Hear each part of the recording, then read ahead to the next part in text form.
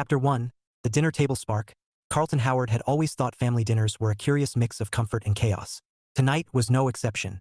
His sister's house smelled like roasted chicken and garlic bread, the kind of aroma that made you forgive the noise level of 3 kids under 12 and 1 teenager who looked like he'd rather be anywhere else. Carlton sat at the far end of the table, nursing a glass of iced tea and watching his nephew, Ethan, poke at his mashed potatoes like they'd personally offended him. His brother, Greg, leaned in close to Ethan, speaking in that low, fatherly tone that was supposed to sound encouraging but usually came off like a TED Talk nobody asked for. "Look," Greg said, "you've got to start thinking about earning your own money. Independence, responsibility, those things matter." Ethan sighed so hard it could have powered a wind turbine. "Dad, I've tried. There's nothing out there. Every job is taken by college kids or like old people who didn't save for retirement." Carlton's ears perked up. He wasn't trying to eavesdrop, okay, maybe he was, but the kid had a point. He remembered being 16. Back then, you could toss a newspaper onto porches at dawn, mow lawns in the afternoon, and still have time to blow your earnings on baseball cards. Now, different world. Greg pressed on. "You've got to keep looking. Persistence pays off." "Pays off with what?" Ethan muttered. "Minimum wage and a headache?" Carlton chuckled under his breath, earning a sharp glance from his sister, Marcy, who was busy cutting chicken for her youngest. "What's so funny?" she asked. "Nothing," Carlton said, though his grin betrayed him. He set down his glass and leaned toward Ethan. "Kid's got a point. When I was your age, I had a paper route, mowed lawns, washed cars. Easy money."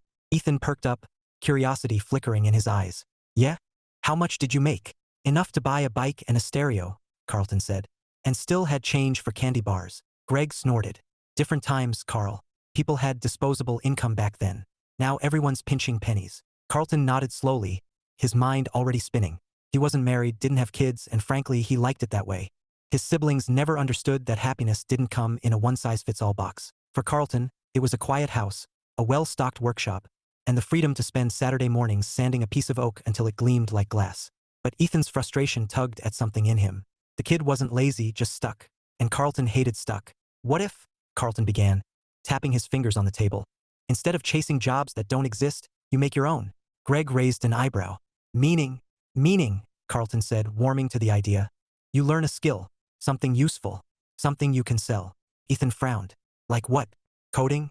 "Everyone says coding." Carlton laughed. "No, not coding. Woodworking." The table went quiet for a beat, except for the clink of Marcy's fork against her plate. Ethan blinked. "Woodworking? Like building chairs, tables, shelves, birdhouses," Carlton said, his voice picking up speed. "Stuff people actually want. You make it, you sell it. No boss, no schedule. Just you and the tools." Greg leaned back, skeptical. "Sounds great, but lumber isn't cheap. Tools aren't cheap." Carlton waved a hand. "We improvise. Kids bring what they've got, sanders, saws, drills. I'll handle safety gear and training. And for wood, we reclaim pallets. Businesses throw them out every day." Marcy looked intrigued now. "You'd teach them?" "Sure," Carlton said. "1 weekend a month we run a workshop. End of the month, big community sale in the parking lot. Parents come, neighbors come, everyone buys. Kids make money, learn a skill, and maybe stop staring at screens for 5 minutes." Ethan's eyes lit up like someone had flipped a switch. "That actually sounds cool." Greg rubbed his chin. "You'd really do that?" Carlton shrugged, a grin tugging at his lips. "Why not? Beats watching you two argue about fairy tales and happily ever afters." Marcy rolled her eyes.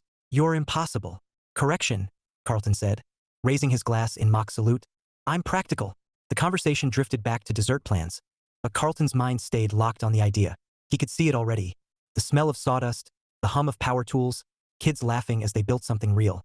It wasn't just a plan, it was a spark. And Carlton Howard, the man who swore he didn't need fairy tales, was about to start one of his own. Chapter 2. The plan takes shape. Carlton Howard wasn't the kind of man who made impulsive decisions. He liked his life neat, predictable, like the dovetail joints on the jewelry boxes he crafted in his workshop. But as he drove home from his sister's house that night, the idea kept buzzing in his head like a stubborn mosquito. Teach kids woodworking. Give them a way to earn money. Simple, right? Except nothing was ever simple. Carlton knew that from experience. He'd spent years watching friends dive headfirst into simple plans. Marriages, mortgages, minivans, only to crawl out battered and broke. He wasn't bitter, just observant. Happiness, he'd learned, was a custom build, not a factory default. He pulled into his driveway, the familiar crunch of gravel under his tires grounding him.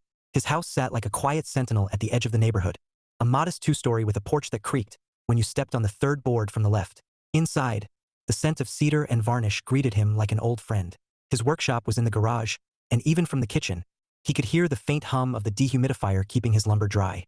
Carlton tossed his keys on the counter and grabbed a notepad. If this idea was going to work, it needed structure. He wasn't about to wing it, not with teenagers and power tools involved.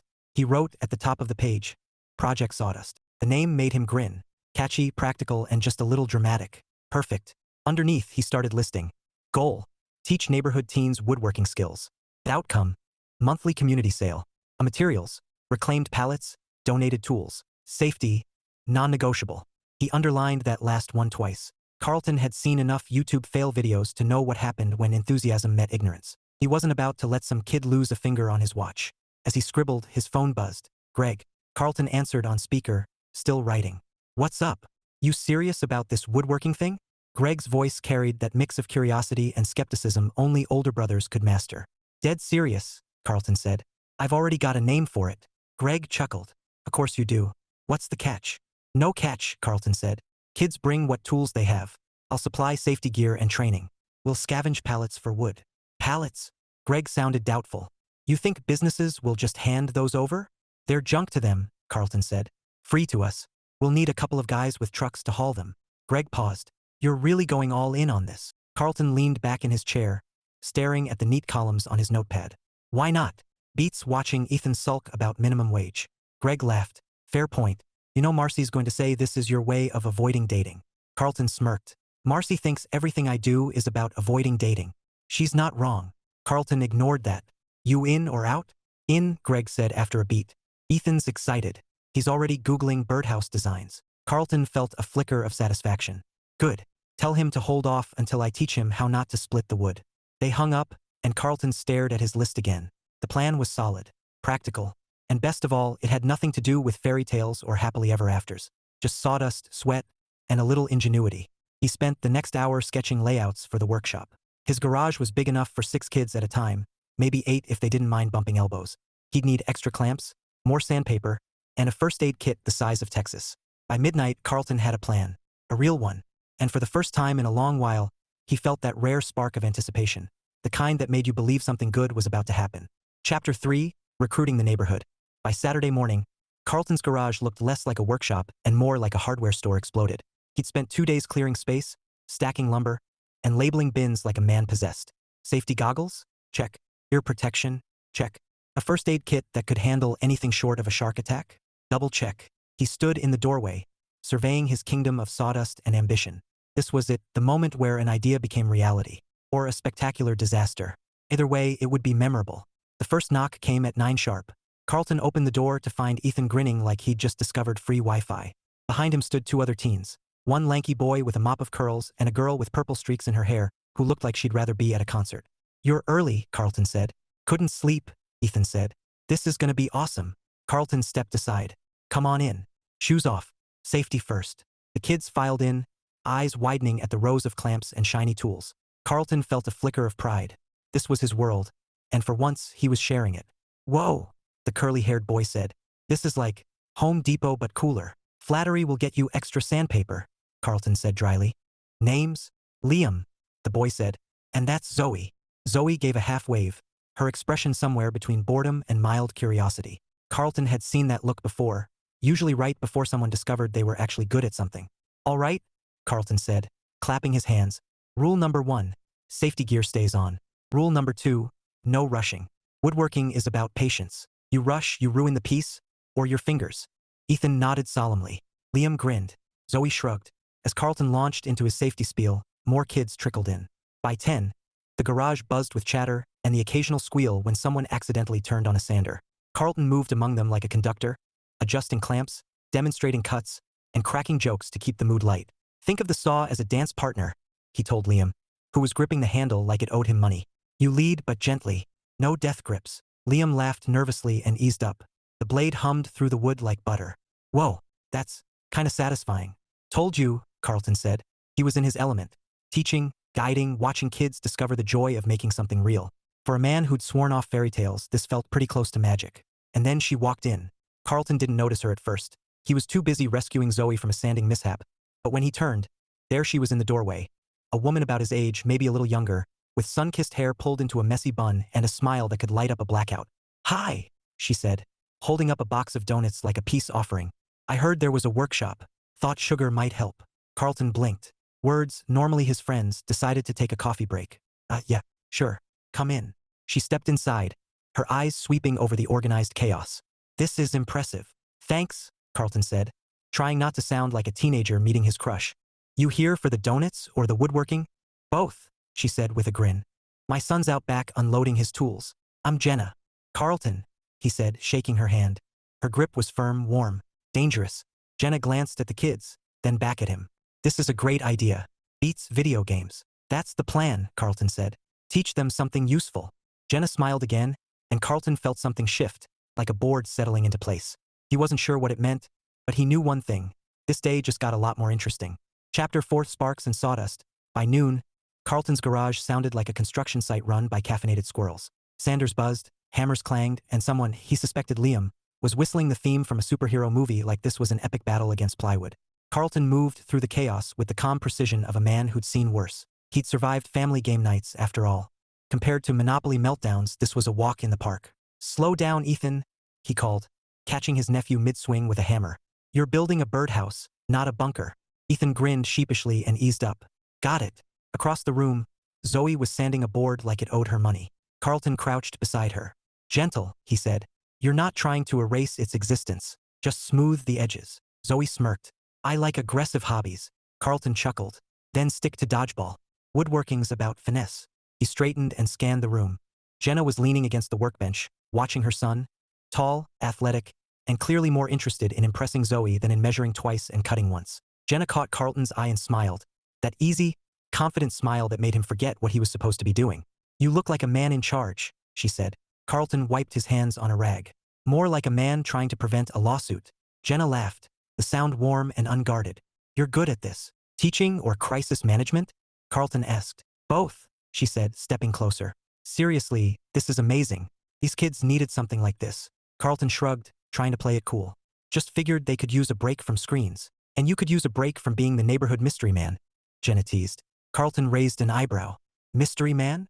Single guy, nice house, always in the garage, Jenna said. People talk. Let me guess, Carlton said dryly. They think I'm building a spaceship. Or hiding a secret family, Jenna said with a grin. Spaceship theories more popular. Carlton laughed, and for a moment, the noise of the workshop faded. It was just him and Jenna, standing in a cloud of sawdust, trading jokes like old friends. Dangerous territory, his brain warned. He'd built walls for a reason, but his heart, traitorous thing, was leaning over those walls like a curious kid. A crash shattered the moment. Carlton spun to see Liam staring at a pile of boards that had just toppled like dominoes. My bad, Liam said. Carlton sighed, grabbing his rag. Rule number 3, he called out.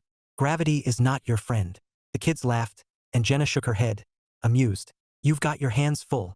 Story of my life, Carlton said, though he wasn't sure if he meant the workshop or the sudden realization that Jenna's smile was going to haunt him long after the sawdust settled.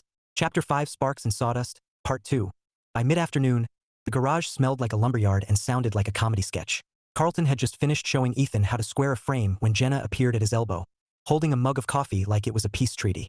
You look like you could use this, she said. Carlton accepted the mug with a grateful nod. You're a lifesaver. Don't thank me yet, Jenna said, glancing at the chaos. You've got a kid over there trying to turn a birdhouse into a condo. Carlton followed her gaze to Liam, who was hammering nails into a board with the enthusiasm of a man building a fortress. Rule number 4, Carlton called out. Birdhouses don't need basements. Liam grinned sheepishly, and Jenna laughed. A warm, melodic sound that made Carlton's chest tighten in a way he hadn't felt in years. You're good at this, she said, leaning against the workbench. The teaching, the jokes, the whole community thing. Carlton shrugged, sipping his coffee. Just trying to keep them from losing fingers. Still, Jenna said, her eyes softening. It's nice. Most people talk about helping kids. You actually do it. Carlton felt a flicker of pride. And something else, something dangerous. He set the mug down and busied himself with a clamp, because looking at Jenna too long felt like staring at the sun. You ever do woodworking? He asked, keeping his tone casual. Not really, Jenna said. Closest I've come is assembling IKEA furniture. And that ended with me swearing at an Allen wrench. Carlton chuckled. That's not woodworking. That's psychological warfare. Jenna grinned. So what's the secret? How do you make a pile of wood look like? Well, that. She gestured to a sleek jewelry box Carlton had made, sitting on a shelf like a quiet brag. Patience, Carlton said, and knowing when to stop sanding. Sounds like dating, Jenna said lightly. Carlton froze for half a second, then laughed. Because what else could he do? If dating involves splinters and power tools, I've been doing it wrong. Jenna tilted her head, studying him. You don't date much, do you? Carlton raised an eyebrow. That an observation or an accusation? Neither, Jenna said, smiling. Just curious. Carlton hesitated, then decided honesty was easier than deflection. I'm selective. Selective, Jenna repeated, amused. That's one way to put it. Carlton shrugged. I've seen too many people rush into things and end up miserable. I like my life the way it is. Jenna nodded slowly, her expression thoughtful. Fair enough. But sometimes, the best things aren't planned. Carlton didn't answer. He couldn't, not with his brain short-circuiting and his heart doing something reckless like agreeing with her. Instead, he turned back to the workbench, pretending to check a measurement while Jenna's words echoed in his head. The best things aren't planned. Maybe. But Carlton Howard had spent 38 years avoiding fairy tales. He wasn't about to start believing in them now. Was he? Chapter 6, The Sale Day Frenzy. The last Saturday of the month dawned bright and breezy. The kind of day that made people believe in fresh starts and lemonade stands. Carlton stood in the parking lot of the old community center, hands on his hips, surveying the scene like a general before battle. Tables lined the asphalt, draped in mismatched cloths and covered with creations that smelled faintly of varnish and ambition. Birdhouses painted in neon colors. Jewelry boxes with crooked hinges. Shelves that leaned like they'd had a rough night. Carlton grinned. They weren't perfect, but they were real, and the kids had made them. Carlton. Ethan jogged over, his face flushed with excitement. We've already sold 2 birdhouses. Nice work, Carlton said, clapping him on the shoulder. Keep it up. Ethan darted back to his table, where Liam was trying to charm a customer into buying a bookshelf that looked like it had survived an earthquake. Carlton shook his head, amused. Confidence was half the battle. He turned to check the other end of the lot and froze. Jenna was there, unloading a crate of donuts onto a table like some benevolent goddess of sugar. Her hair was down today, catching the sunlight in a way that made Carlton forget how to breathe for a second. She spotted him and waved. Morning, mystery man. Carlton walked over, trying to look casual and failing miserably. You're spoiling these kids. Bribery is an underrated sales tactic, Jenna said, smiling. Besides, I figured you could use one. Carlton accepted a donut, though he suspected it was less about sugar and more about prolonging the conversation. You didn't have to do this. I wanted to, Jenna said simply. This whole thing, it's incredible. Look at them. She gestured to the kids, laughing and haggling like seasoned merchants. You gave them something to be proud of. Carlton felt a warmth in his chest that had nothing to do with the sun. They did the work. You gave them the chance, Jenna said, her voice soft but steady. That matters. Before Carlton could respond, chaos erupted near Liam's table. A stack of shelves wobbled, teetered, and crashed to the ground with a sound like a drum solo gone wrong. Carlton muttered something under his breath and jogged over, Jenna following. Rule number 5, Carlton said, crouching to inspect the damage. Gravity still isn't your friend. Liam looked mortified. I was just showing her how sturdy it was. Carlton raised an eyebrow. By knocking it over? Jenna stifled a laugh, and Carlton shot her a look that said don't encourage him. She grinned anyway, and Carlton felt his resolve wobble like those shelves. They worked together to res-tack the pieces, their hands brushing once. Just once, but it was enough to send a jolt through Carlton like a live wire. He pulled back quickly, focusing on the wood, because focusing on Jenna was dangerous. By mid-afternoon, the lot buzzed with energy. People came and went, wallets opened, orders placed. Carlton moved among the tables, answering questions, offering tips, and occasionally rescuing a wayward nail from becoming a lawsuit. And every time he looked up, Jenna was there, laughing with the kids, chatting with parents, her presence as natural as sunlight. Carlton told himself it was just nice to have help. That was all. Nothing more. But when Jenna caught his eye across the lot and smiled, a smile that felt like it was meant for him alone, Carlton knew he was lying to himself. Chapter 7, Unexpected Complications. The sale had barely wrapped when Carlton's phone buzzed with a text from Greg. Call me ASAP. Big news. Carlton frowned, wiping sawdust from his hands before dialing. Greg answered on the first ring. You're not going to believe this, Greg said, his voice buzzing with excitement. One of Marcy's friends was at the sale. She owns a boutique downtown. She wants 20 custom pieces. Birdhouses, shelves, jewelry boxes, the works. Carlton blinked. 20. 20, Greg repeated. She says she'll pay top dollar if we can deliver in 3 weeks. Carlton stared at the parking lot, now littered with folding tables and half-empty donut boxes. 3 weeks, 20 pieces, with kids who still thought a level was optional. That's ambitious, Carlton said carefully. It's huge, Greg said. Think about it. This could turn into something real. Carlton didn't answer right away. He wasn't sure what real meant. He'd started this as a favor, a way to help Ethan and the neighborhood kids. Now it was snowballing into something bigger. something that required time, planning, and help. His gaze drifted to Jenna, who was laughing with Zoe near the donut table. Her hair caught the late afternoon sun, and Carlton felt that now familiar jolt in his chest. "Send me the details," Carlton said finally. "I'll figure it out." By Monday, Carlton's garage looked like a lumberyard on steroids. Stacks of reclaimed pallets towered against the walls, and his workbench was buried under sketches and supply lists. He was halfway through calculating how many clamps he'd need when a knock sounded at the door. Jenna. She stood there in jeans and a soft gray sweater, holding a box of screws like it was a bouquet. "Greg said you might need reinforcements." Carlton blinked. "You want to help? Unless you've got a secret army of woodworkers hiding in the basement," Jenna said, stepping inside. "Besides, my son's in. He's already bragging about being part of a real business." Carlton chuckled, though his pulse kicked up a notch. "This isn't a business. It's a project." "Projects don't come with purchase orders," Jenna said, setting the box on the bench. "So what's the plan, boss?" Carlton hesitated. He wasn't used to sharing control, especially not with someone who made his brain short-circuit every time she smiled. But the truth was he needed help. And Jenna wasn't just offering. She was already rolling up her sleeves. "All right," Carlton said, handing her a clipboard. "We've got 3 weeks to make 20 pieces.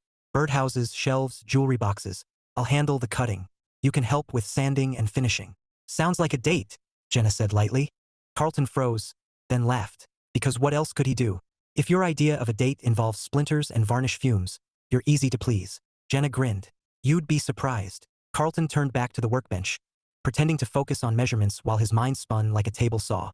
He'd built walls for years, convinced happiness was a solo project. But Jenna was chipping away at those walls with every smile, every joke, every box of screws.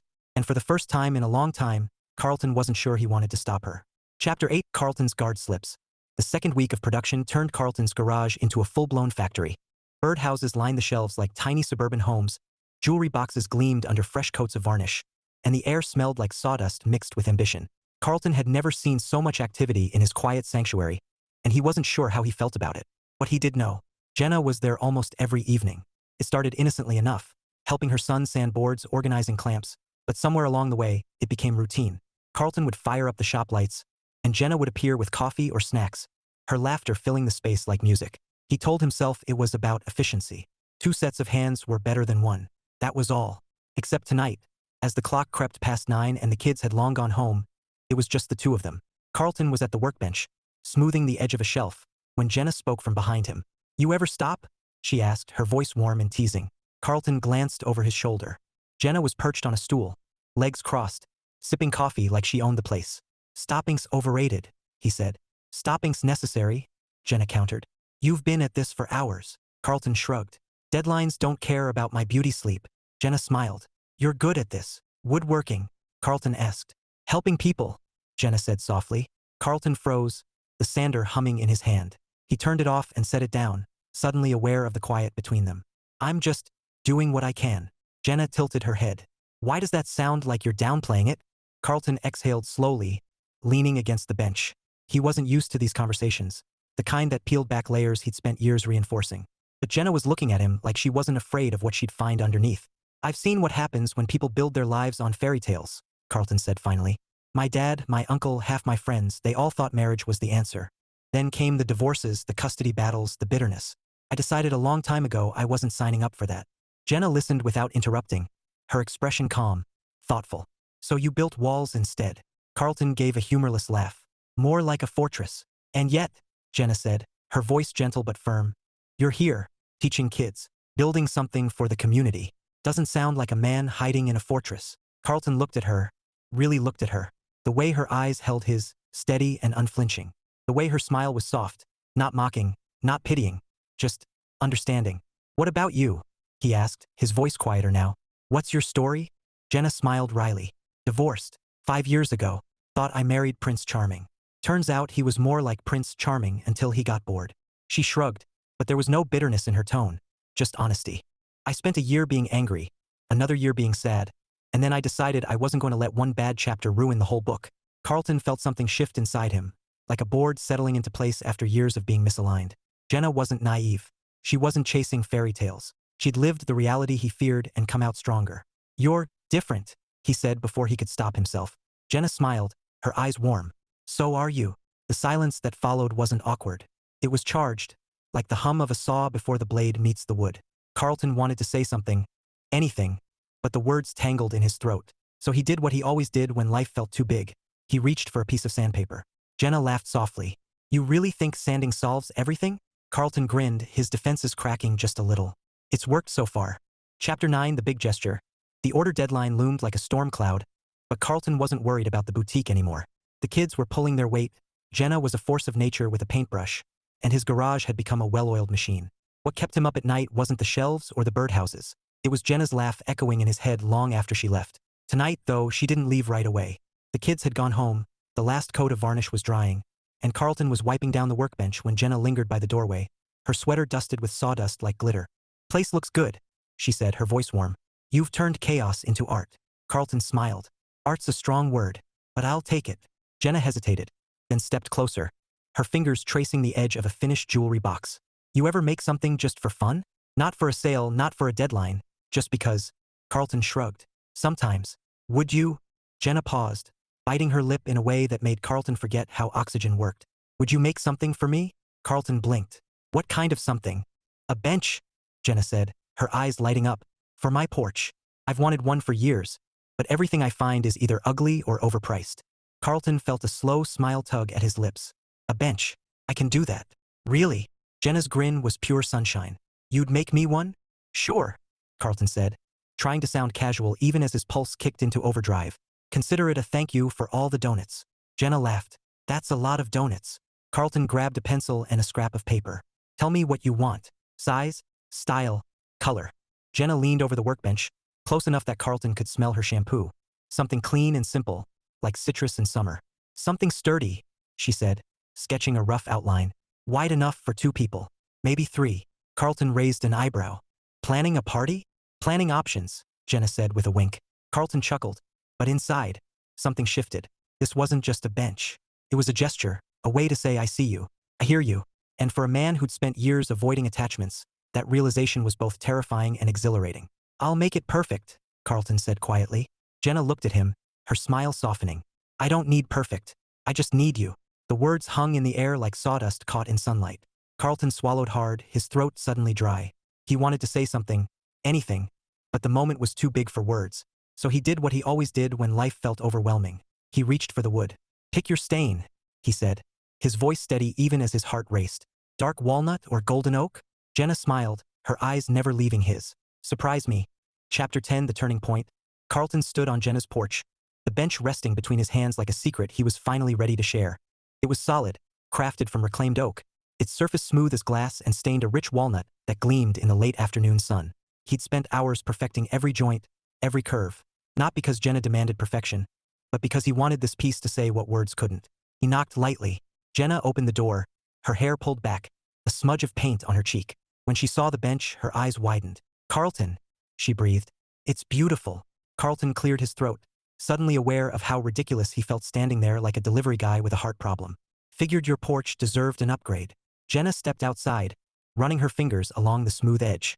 You didn't just make a bench. You made art. Carlton chuckled, trying to play it cool. Don't tell the kids. They'll start charging boutique prices. Jenna laughed, but her smile softened as she looked at him. You didn't have to do this. I wanted to, Carlton said simply. The words hung between them, heavier than they should have been. Jenna sat on the bench, patting the spot beside her. Come on, test it out. Carlton hesitated. Fortresses don't crumble in a day. But then he sat, the wood warm under his hands, Jenna close enough that he could feel the heat of her shoulder. It's perfect, Jenna said softly. Thank you. Carlton stared straight ahead, because looking at her felt like standing too close to a flame. You're welcome. Silence stretched, comfortable and charged all at once. Carlton's mind raced with all the reasons he shouldn't do what he was about to do. Walls, history, fear. But then Jenna turned, her eyes meeting his, and every reason scattered like sawdust in the wind. Carlton, she said, her voice low, steady. You don't have to keep proving you're fine on your own. Carlton swallowed hard. It's not about proving. It's about not getting burned. Jenna's smile was gentle, almost sad. Sometimes the fire's worth it. Carlton looked at her then, really looked, and something inside him shifted, like a board settling into place after years of being misaligned. He reached for her hand, tentative, like testing the grain before the first cut. Jenna's fingers curled around his, warm and sure. And just like that, Carlton Howard, the man who swore he didn't believe in fairy tales, realized that maybe, just maybe, some stories were worth writing yourself. Chapter 11. The community grows. Spring rolled in like a fresh coat of paint. and with it came a new rhythm in Carlton's life. The boutique order had been delivered, on time no less, and the kids were riding high on their success. What started as a one-off project had turned into something bigger, a neighborhood tradition. Every Saturday, Carlton's garage buzzed with activity. Kids came armed with ideas and half-baked sketches. Parents dropped off snacks, and Carlton found himself in the middle of a community he hadn't realized he'd been missing. His fortress wasn't gone, it had just grown a porch. Today, the garage smelled like cedar and coffee. Carlton was showing Ethan how to cut dovetail joints when Greg strolled in, grinning like a man who just discovered a secret. Well, Greg said, leaning against the doorframe. Look at you, Mr. Community Organizer. Carlton shot him a look. Don't start. Greg smirked. I'm just saying, this is a big change from the guy who used to spend Saturdays alone with a block of wood. Carlton shrugged, pretending to focus on the joint. Still spending Saturdays with wood. Just more of it. And more company, Greg said, his tone sly, including a certain someone who seems to be here a lot. Carlton didn't rise to the bait, but his ears burned anyway. Jenna was across the room, laughing with Zoe as they debated paint colors for a birdhouse. Her laugh floated over like sunlight, and Carlton felt that now familiar tug in his chest. Greg followed his gaze and grinned. Aha, thought so. Go bother someone else, Carlton muttered. Greg chuckled but let it drop for now. Carlton knew his siblings well enough to expect more teasing later. Marcy had already texted him twice this week with winking emojis and cryptic comments like, "So, how's the porch bench?"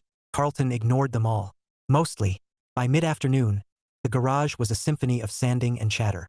Jenna moved easily among the kids, offering tips, cracking jokes, her presence as natural as the scent of sawdust. Carlton watched her for a moment, then forced himself back to the workbench.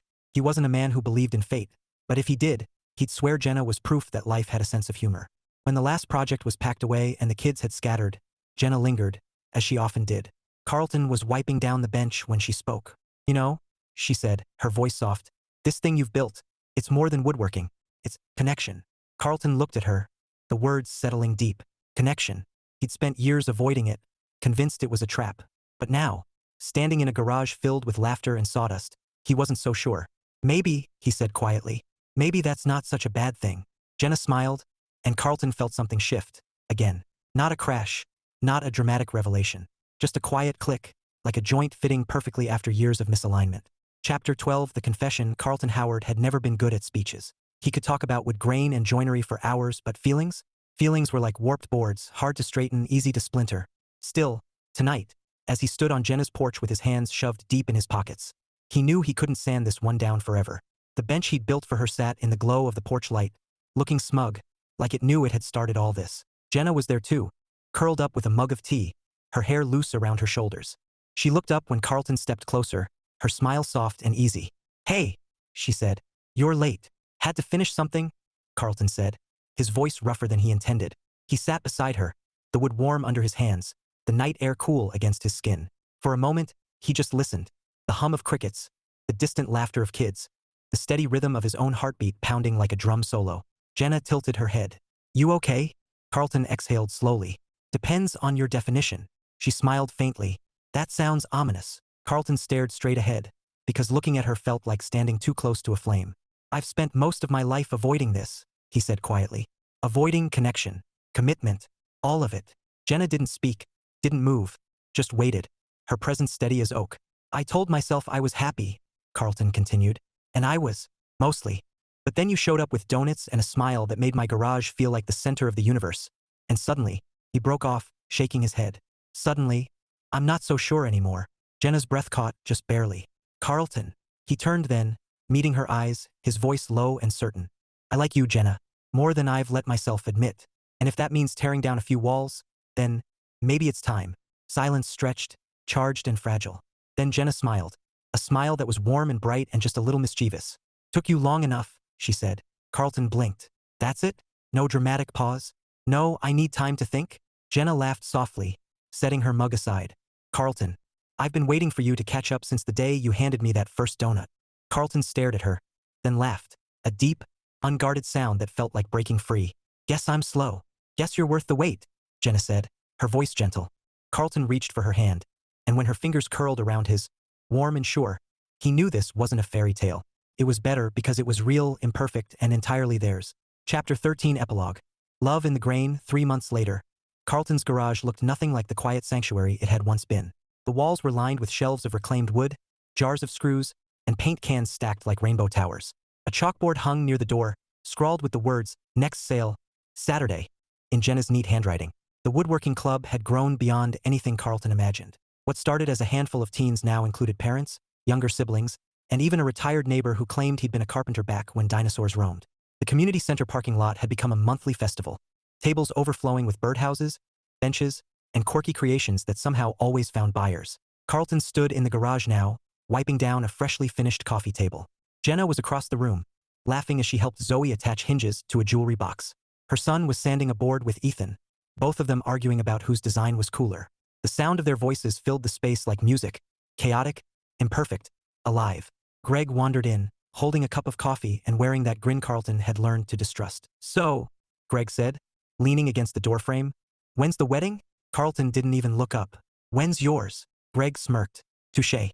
But seriously, Carl, you look happy." Carlton paused, his rag still in hand. Happy. The word used to feel like a trap, a promise that always came with fine print. But now it felt like a well-made joint, solid, simple, built to last. "Yeah," Carlton said quietly. "I guess I am." Greg clapped him on the shoulder and wandered off, leaving Carlton to his thoughts. He glanced at Jenna, who caught his eye and smiled, a smile that still had the power to knock the breath out of him. She walked over, wiping her hands on a rag. "Coffee table looks great," she said. "Thanks," Carlton said. "Thinking of keeping this one. For yourself," Jenna teased. "Or for us?" Carlton raised an eyebrow. "Us?" Jenna grinned. "Don't act surprised. You've been building us for months." Carlton laughed, shaking his head. "Guess I have." Jenna leaned against the workbench, her eyes warm. "You know, when I first came here, I thought I was just helping my kid. Turns out I was helping myself too." Carlton reached for her hand, their fingers fitting together like dovetail joints. Strong, simple, meant to last. "Funny," he said softly. "I thought I was avoiding fairy tales." "And?" Jenna asked. Carlton smiled, his voice steady. "Turns out, real life's better."